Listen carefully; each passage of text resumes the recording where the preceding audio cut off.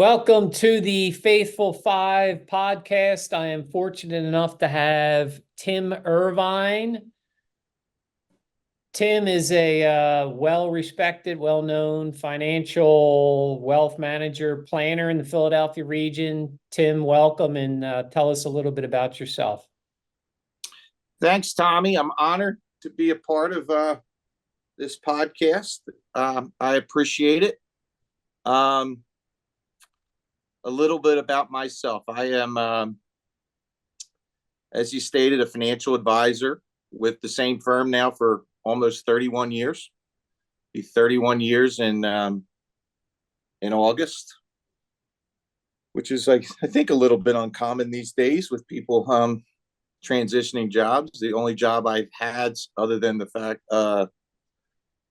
working as a laborer for my father in the construction industry. So I was fortunate on my interview to this job at Creative Financial Group 1 years ago, where they were nice enough to interview me with right off the construction site. And lo and behold, I walked right past this beautiful young lady and decided to take the job, mostly because of her, I think. And not too long after that time that I met her, we were married. And now almost 1 year later, we have 7 beautiful children, 5 girls and 2 boys. So, and I love God and I love Jesus, Tom. So that's pretty much the whole story of who I am. That's the simplest description, and it's awesome. So you met your wife the first time she was a Creative Financial Group? Oh, wow. The first 3 minutes, I opened the door. I was walking my way back to my interview to meet with a fellow by the name of Jim Mann. And Jim likes to take credit for recruiting me and, retaining me all these years. But I remind him that it had nothing to do with him. All right. Well, I'm glad you got the job. Holy smokes. If you didn't get the job, who knows what would have happened. Tom, I was going into the financial services industry with tank top on and jeans. So they were pretty much taking anybody at that time. So right. At the end of the Talk about divine intervention. All right, let's jump in. Talk a little bit about at what point in your life did,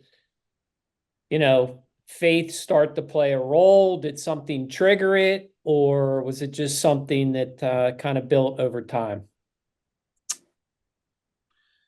I would say or answer that this way, Tom. I think that everything's a journey, right? So my faith journey started when I was born to great Catholic parents. I was the 6th of 7 children. And my mother and father sent us to Catholic school, great Catholic grade school, Waldron Academy. All the girls went to Marian, except my sister Steph. She went to Sacred Heart. All the boys went off to St. Joe's Prep after Waldron Academy.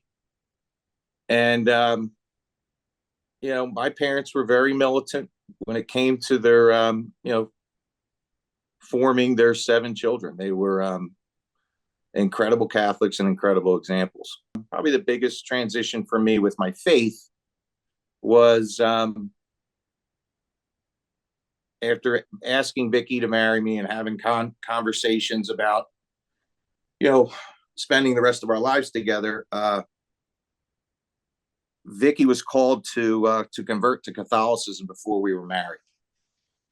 So that experience with her,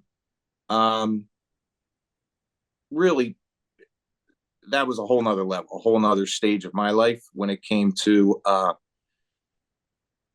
seeing something like that transpire with the love that we had for each other. And then ultimately, obviously, together, this relationship that we have together with our Lord. So, and then there's lots of other ones I can talk about, but that was probably the biggest one, Tom. Honestly, because that really set the tone for our our marriage and our relationship with Christ. So real Um, quickly, what was the kind of the one or two of the things that really hit you when she was converting? I know there's a whole process. I really haven't been with anyone that went through the whole process, but were there like some flashpoints that took you from cradle Catholic, going to church, going to making it more just the Catholic religion identity yeah, I stuff? wouldn't. I would. I think it's. Yeah, I think prior to that, you're doing things or for me, it was, my faith was really driven by the disciplines that my parents, ingrained in me. So, and it was more guilt than anything else as a youngster. You don't want to not fulfill to, foundationally what was, provided to you with all these tools growing up. And then when Vickie and I got married, we talked about it. We were, going through the whole pre-Cana process, and we had a couple real wonderful priests that were part of our family that were all engaged in that experience of, Vickie's commitment. Because marriage is one thing, obviously, but when you're doing it in the church and you're doing it with a new conversion and commitment with Vickie, you're just, for the rest of your life, you're connected together. So I think that, again, you're connected with your peers, your brothers, your sisters, your mom and dad. But when you're able to make that commitment, particularly before you walk down the aisle and you watch your wife, your soon-to-be wife, go through all the sacraments. You went through all those sacraments with her. Yeah. It was awesome. And Vickie's the best Catholic I know, man. She inspires me every day. She's a daily communicant. She goes the spiritual direction in a disciplined manner. What are you saying? What are you saying? So let's jump to the next question. Who is the most influential? And it could be multiple people. Sometimes it's tough for people because it is a journey and there's so many, ups and downs. Who would you consider to be the most influential person in your life from a faith perspective? Yeah, I would certainly say my mom first. So my mother's discipline when it came to her faith, her joy when it came to her relationship with Christ, it was very evident um, throughout our whole life. I mean, when I say our whole life, as children, as young adults, and the example that she shared for all of us, she was the best example that that I can think of. She jumps out number one. And two would be my dad. I often say that you know, you make your dad proud, you're doing all the right things. So my dad transformed, making my dad proud gave me good example to make God proud. So I use that analogy a lot. Some of the priests tell to try to draw those pictures. And that's how I live my life. I live my life on a daily basis, making sure that I was making my dad proud. And I think guys like us, we can certainly understand that and kind of resonate. And then if you can transition that to, how much you want to make God our Father proud of you, it's just the connection. So for me, it was my dad. He fostered that relationship with God, I think, to make him proud. So I just transitioned and said, well, I'll make him dad proud. Maybe I can take it to another level. So, and then third would be Vickie's, the example she shows to me and the discipline that she has with these 7 children. I'm all inspired by the commitment that she has, that I witness every single day. And Tom, I had 5 girls, so you can appreciate that. Absolutely. It's a lot of patience, a lot of patience. So she's a great example. And, and if I'm not running out of time here, the fourth one, and I would say this, over and over again. These guys from Regnum Christi have been my best friends for 20 some years. Our marriage would not be what it is without them. Their example, their the way that we've been able to intertwine our lives with Regnum Christi, not just the priests, but all of the relationships that have really kept us kept our nose clean. We've lived, simple life, work hard, take care of your kids, and have a good marriage, and work hard on your faith. Right? So God's at the center of it, it sounds like. yeah, So that's a yes. good, where would you, the genesis of this podcast comes from reflection groups where men like you sit down and talk about, God, but God in the everyday struggles that we all deal with. What would you perceive to be kind of the biggest obstacle, or why it can be such a struggle for men to live the faith, express their faith, kind of talk about their faith? Um, I just think we live in a really distracted world. You know, everything around is there's so much distraction, which is, that's the devil, right? So at the end of the day, we're always distracted. There's nothing more that he wants than for us to be distracted, living. What did God say? He said, "Not that I was, not that I will be." He said, "What do you?" He said, "I am." Right. So living where your feet are, being present,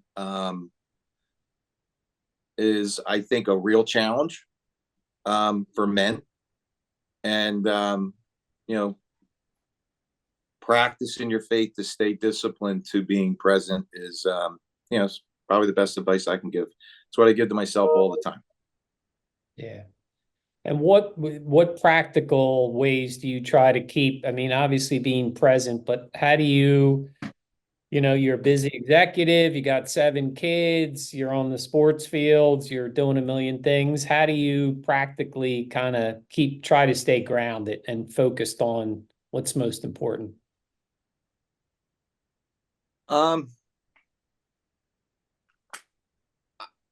I think for me, it's easy. I just stay really, really committed to my wife. I stay really committed to the kids and their activities.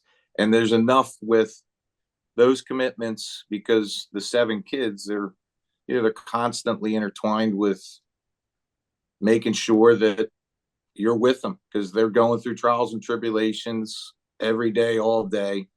Um, and the example that you can be for them, that ultimately is a great example for others. So for me, that's the best I can do. If there's other things that come and break out from, you know, certainly just your wife and your 7 kids. I got 7 brothers and sisters. Vickie's got a fam. Everybody's got but I think the center for us is always that. Anything that's keeping us from that center is with God certainly in the middle of all of that, and continuing to ask for His help and staying with that connection is, because that's not easy. It's not easy to do that. I've learned not to lose my temper, um, like I used to. I used to be a very volatile guy, and I'm not anymore. I really am not. Um, and that's been a lot of hard work to get there, but it's um, it's still a work in progress. Yeah, we all are. We all are. Last question, myths about faith for typical guys. Do you feel like there's anything that people misperceptions or myths about, living your faith? A lot of people say, well, they have a perception that it's all just about the rules and it's not fun. You can't have fun when you're living your faith, that kind of stuff. Or anything from your perspective? Because I know you have fun. I have fun. So, Yeah. uh, Well, I think that's a great example. I mean, not living your faith isn't any fun. So if you're not living your faith, you ain't having any fun. You might think you're having fun. You're not having fun. You're confused. You're always looking for something bigger, better, greater. What money can buy, it can't buy. It can't buy the happiness. It can't buy all the things that you feel when you're with a bunch of men, women, couples that are all in love with their faith. They're all in love with Jesus. They're all committed. They're all, their brains are working right, So for me, I guess the simple answer to your question is, if there's a myth, if you think you're having fun without faith, give faith a try. I think you'll get it to another level. All right, Timmy, thanks for spending a few minutes with us, and we look forward to catching up with you again soon. All right. Thanks, Tommy. Appreciate it.